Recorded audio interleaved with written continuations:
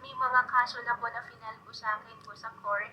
Kaya hindi ko po siya masagot po sa inyo ngayon.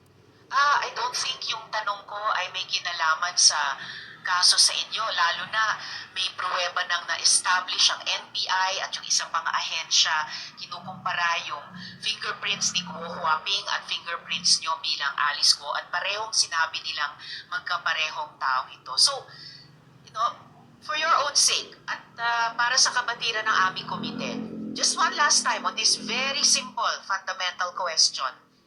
Ikaw ba si Guo Huaping?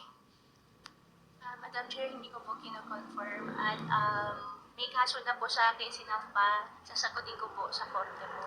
Madam Chair, may I related invoke, question. Madam Chair, may I invoke, I am not going to invoke or raise a point of order, but may I invoke Section 19 of our Senate rules, which states the privilege against self-incrimination. A witness can only invoke his right or her right to self-incrimination, Madam Chair, only when a question which tends to elicit an answer that will incriminate him or her is propounded to her.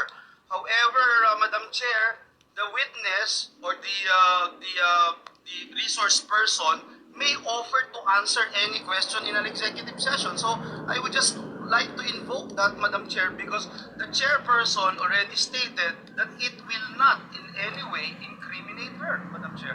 Just to put that on record. Salamat, Sen. Joel. Exactly. So, inulit, no? Yung sinabi ko na sa inyo kanina, hindi naman kayo mai-incriminate, simpleng tanong kung sino ka.